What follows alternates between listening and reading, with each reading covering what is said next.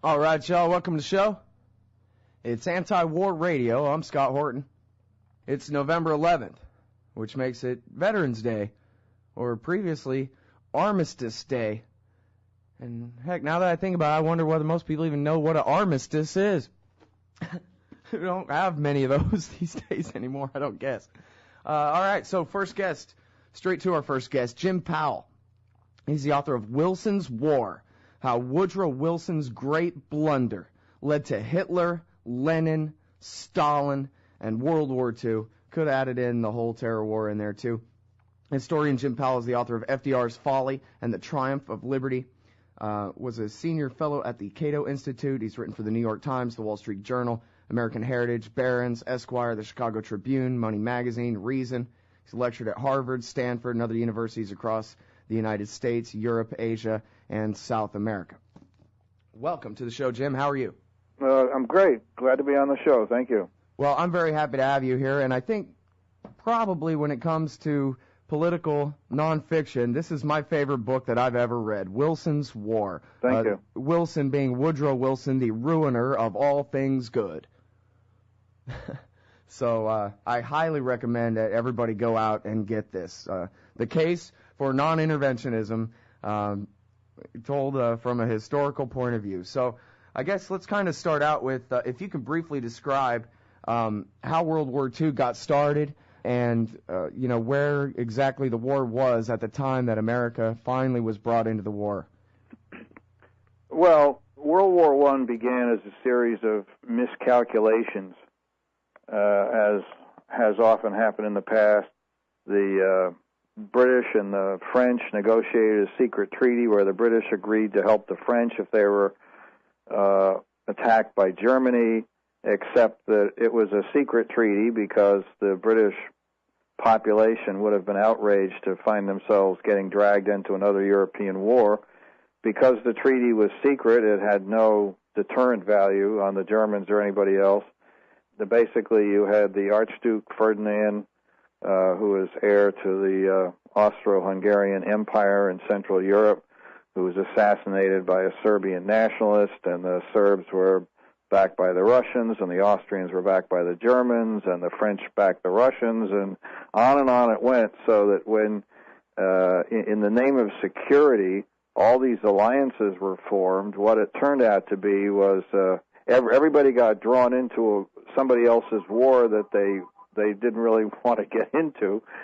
Everybody thought that the war was going to be over quickly, which is often the case. It was certainly the case during the Civil War. Everybody expected they could volunteer heroically and come back a few weeks later. Anyway, the war was stalemated for 3 years. The British and the French had more soldiers on the Western Front. The Germans had smarter generals. They weren't quite as reckless, sending German boys up against machine guns. The British Navy had blockaded the Germans, effectively preventing them from getting a lot of war materials. Hunger was an increasing problem in Germany as the war dragged on because they couldn't get all the food they needed through the British blockade. The Germans had no way of invading England. So the bottom line was it was a stalemate. Neither side able to impose its will on the other. Well, Woodrow Wilson comes in and offers his services to negotiate peace.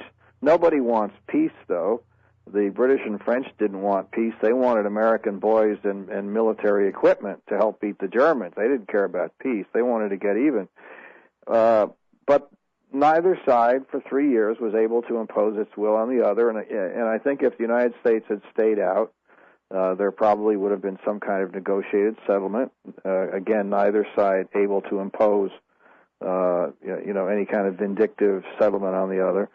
So there would have been some kind of reluctant compromise. But Wilson got in after saying he wouldn't get in, and on the side of the British and the French, and that enabled the British and the French to win a decisive victory. Now, Wilson imagined that he could persuade the British and the French to be nice and have some kind of a settlement that would leave everybody happily ever after. But of course, having won a decisive victory, Wilson had no way of preventing the British and the French, especially the French, from avenging themselves, because most of the war took place in France. The farmland was destroyed where the fighting took place. There were horrifying losses on both sides. Certainly the French suffered more than anybody. So Clemenceau, the French prime minister, was anxious to get even. And he couldn't have gotten even if we had stayed out of the war. But so that's how we ended up with the Versailles Treaty, a very harsh, vindictive treaty on the Germans. What it did was provoke a bitter nationalist reaction in Germany that enabled Adolf Hitler, who at the time was just a disgruntled lunatic on the sidelines, but he was able to exploit the bitter nationalist reaction against this unfair settlement as the Germans perceived it, and build up a following. And of course, after the war, the Germans were scrambling around for ways to pay for all the reparations that were being demanded of them. So the war debts were a contributing factor in the runaway inflation that climaxed in 1923, and that was where Hitler staged his failed putsch, this beer hall putsch that was a very amateurish effort to take over the government.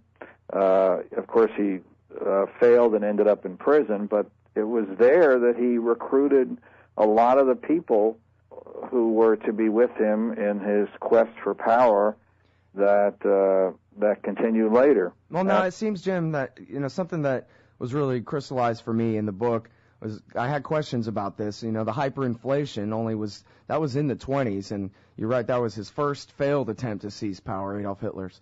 But it seems like something, like the conventional wisdom they teach you in 5th grade. Well, there were all these war reparations and whatever. They basically admit your thesis. This was what drove the Germans into the arms of Hitler. But what was most important, really, was the stripping of all the German territories and the giving of pieces of Germany to all these states all around them. And that was the ultimate humiliation that the people of Germany more or less assented to Hitler's promise to avenge.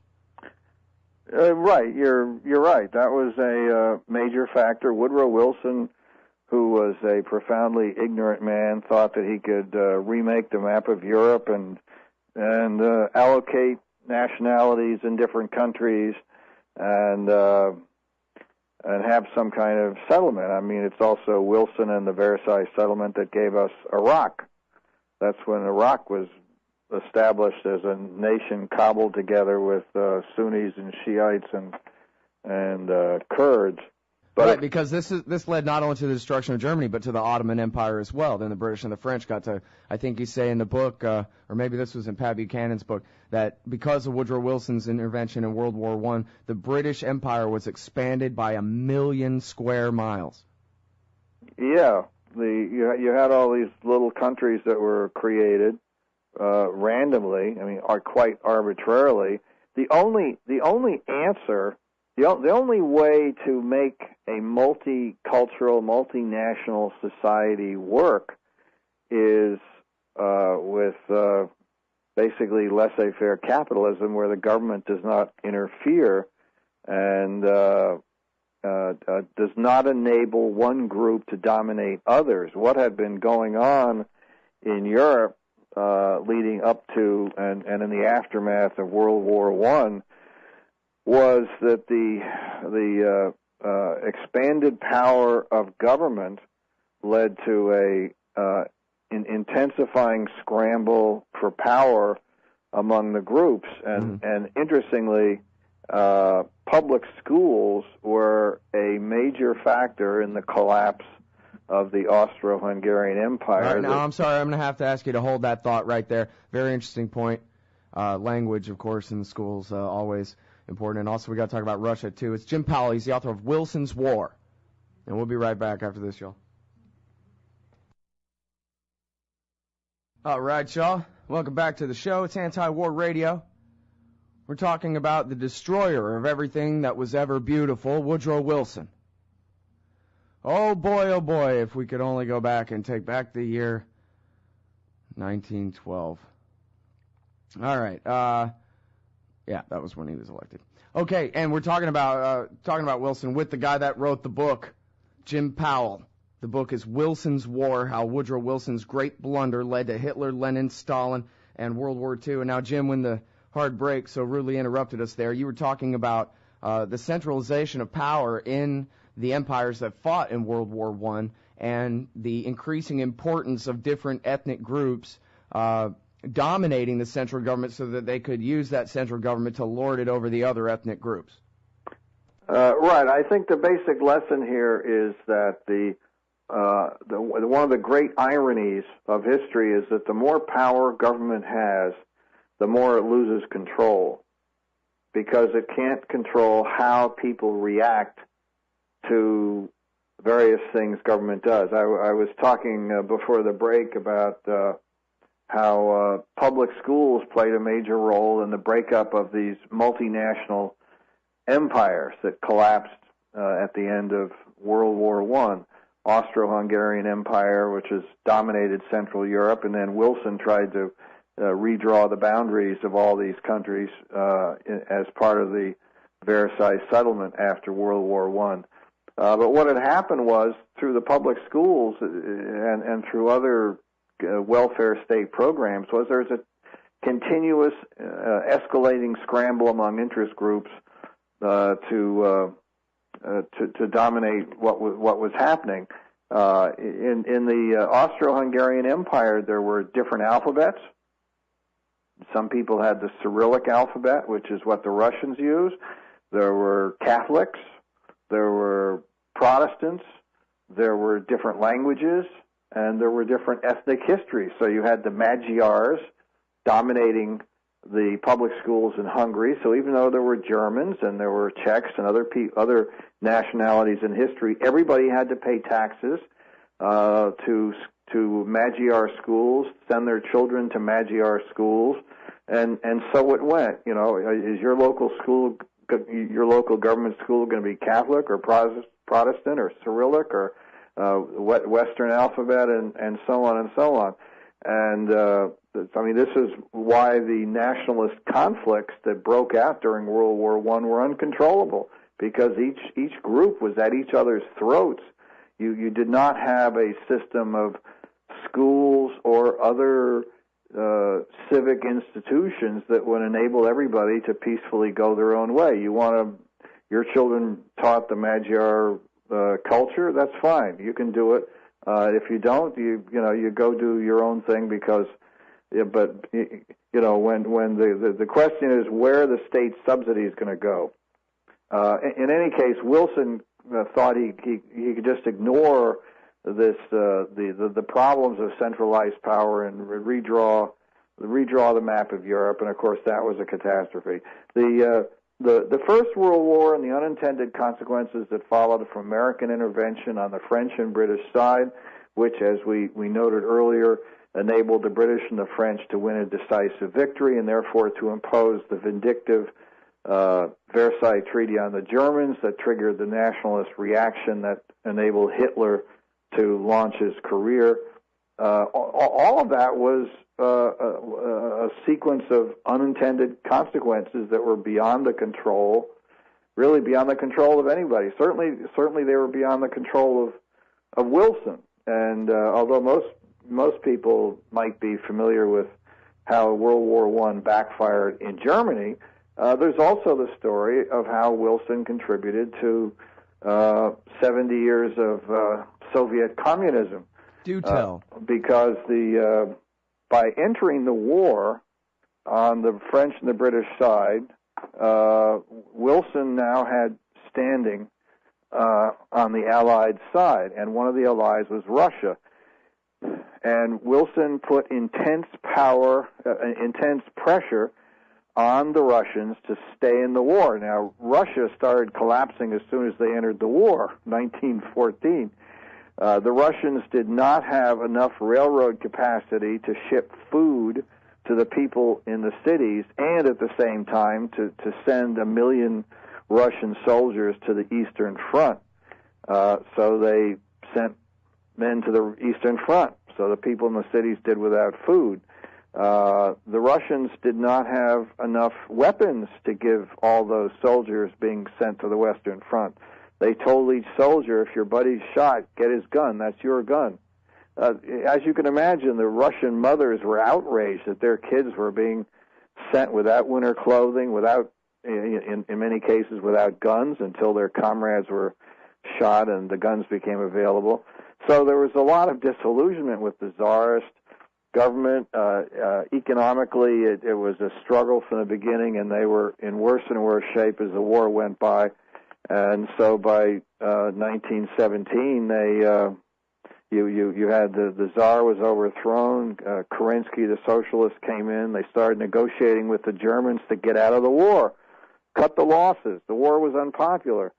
But then Wilson comes in, now that the United States is in the war in 1917, and he actually bribes the Kerensky government to stay in the war. The reason Wilson wanted Russia in the war is because that tied up a lot of German soldiers on the Eastern Front. If the Russians made peace with the Germans, a lot of those German soldiers could move from the Eastern Front to the Western Front, where the British and the French and the Americans would have to deal with them. So that's why Wilson wanted to keep Russia in the war.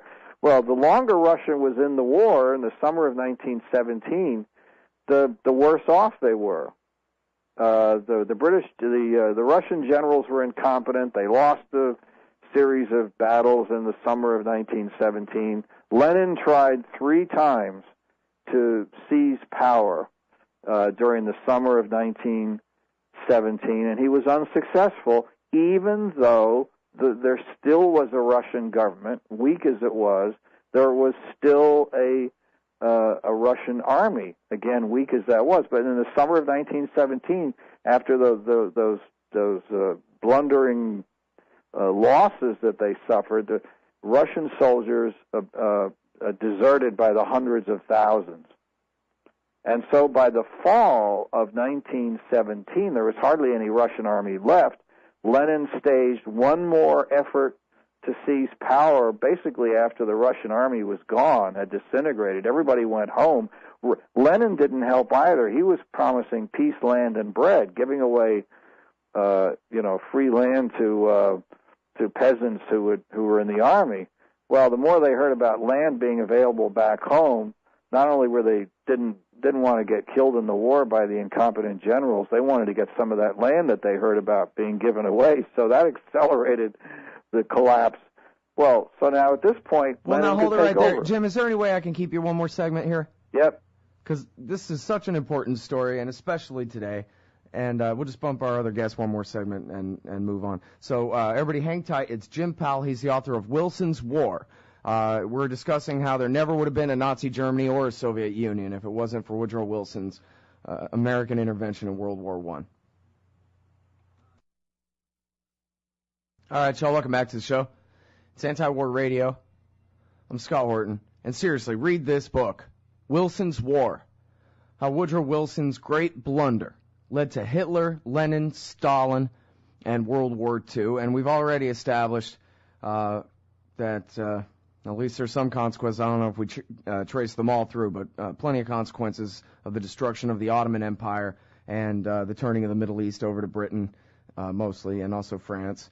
We talked about the destruction of the Austro-Hungarian Empire and all the future conflict that lay there, the stripping of Germany of all her territories, its territories, and how the hyperinflation from all the war reparations helped lead to the rise of Adolf Hitler in the first place.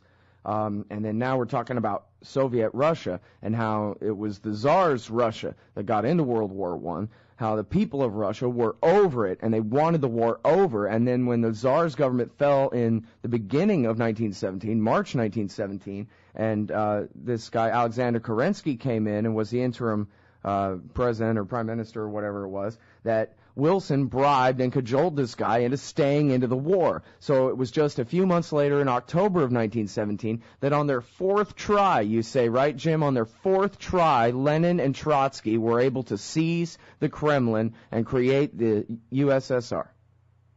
Right. Even in the summer of 1917, after hundreds of thousands of Russian soldiers were deserting, The army had been defeated. They were humiliated. Despite all that, plus, of course, the economic desolation of the country resulting from 4 years of war, despite all that, the Bolsheviks could not take over. They needed a complete collapse. Now, if Russia had stayed out of the war, the Russian army would have survived, the government, something would have survived. Well, I think you say in the book, the Russian army would have been in Moscow to protect the government from the Bolsheviks. Right, and it would not have been possible for the Bolsheviks to take over. They couldn't take over till there was much more of a total collapse of the army and the government. So the basic lesson here, which people should understand, is that the more power government has, the more it loses control, the more it interferes or intervenes in the affairs of other people. And you can say the same thing about domestically intervening in the economy. The more unintended consequences there tend to be, because government, it can tell people what to do. Government only has 4 tools, basically. It can take money from people, taxation. It can give money to people, subsidies. It can tell people what they cannot do, various prohibitions. And then it can tell people what they must do. Those are all government policies basically fall into one of those 4 categories: commands, prohibitions, taxation, and subsidies. And what the government, it can do those things, but it can't control how people react, which is why ultimately you can have the most brutal totalitarian police state. So it can tell people what to do, but it's left with no economy. They're stuck in poverty. They can't get the economy to function based on a police state operation. So the government can raise taxes, it can expropriate, but of course that discourages people from taking entrepreneurial risks. They get as much money as they can out of the country. They flee. Again, you get a destruction of the economy. So they're like North Korea. It's basically they got an army, and they have an army and prisons, and they can keep people within the borders. They just can't get anything to function, and they certainly cannot raise living standards or achieve the prosperity or wealth of freer countries. Mm-hmm. Well, and we can see in our current interventions in the war on terrorism how we distort if you look at it from an economic point of view, the natural amount of power that certain groups have over others. As the CIA comes in, arms up certain militias over others, and things like that. And all it means is there's going to be a backlash at some point. Yeah, we can see what's happened in Iraq. Now, I don't really fault Bush for making the decision that that there were weapons of mass destruction in Iraq. I don't know if that was an intelligence failure. Nah, they were lying. Was he lying, or were they?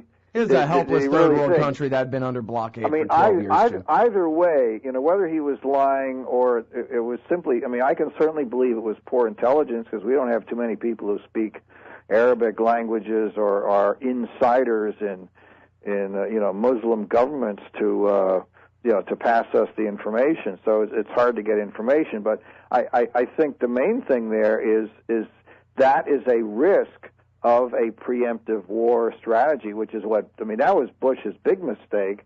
There's a preemptive war. Let's start a war before somebody else starts the war. Yeah. Well, wait a minute. Now, to take it back to unintended consequences in World War I, right. There sure are plenty of them, but I think we all learn in our government schools. You talk about the importance of government schools and language and that kind of thing. Well, we all learn about the unintended consequence of Henry Cabot Lodge and the obstinate old Senate refusing to ratify the League of Nations Treaty. And if only they had, then, as Woodrow Wilson had dreamed, then everything would have been fine. So the problem was, yes, some intervention, but we didn't intervene all the way enough. And if we continued with the Wilson policy, then everything would have worked out. It was that you lost your faith, Jim. Well, that gives the League of Nations an importance which they never deserved, never.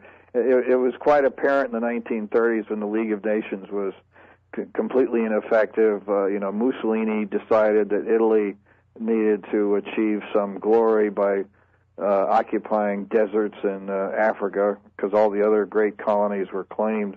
League of Nations couldn't do anything about that or any of the other stuff.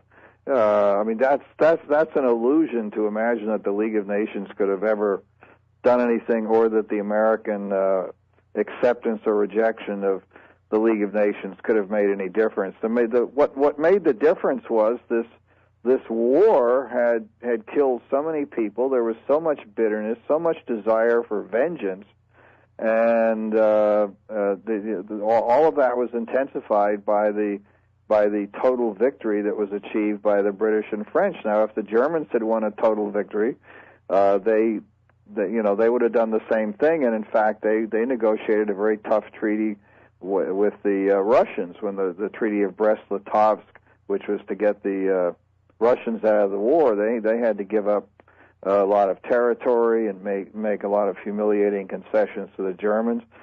That was the major problem. League of Nations wasn't going to do anything. Well, you look at all this, the creation of Nazi Germany, the creation of the Soviet Union, the expansion of the British Empire, it's just the setup to World War II, where we had, I guess, quote-unquote, had to go and save the Soviet Union from the Nazis, basically. And then the Soviet Union not only survived, but, of course, expanded, dominated all of Eastern Europe for 40-something years, and also helped Mao Zedong in China and helped spread communism all through Asia to the tune of the deaths of millions of people, more than 100 million people, maybe 200 million.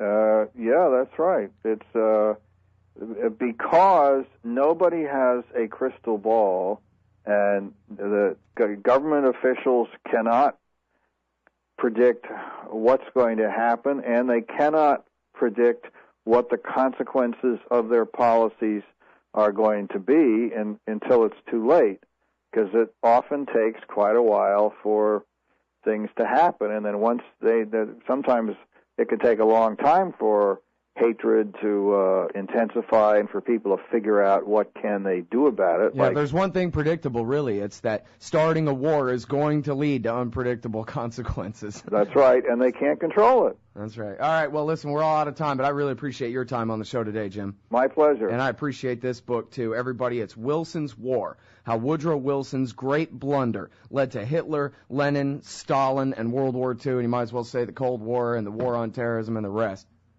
Thank you very much. Thanks, Jim.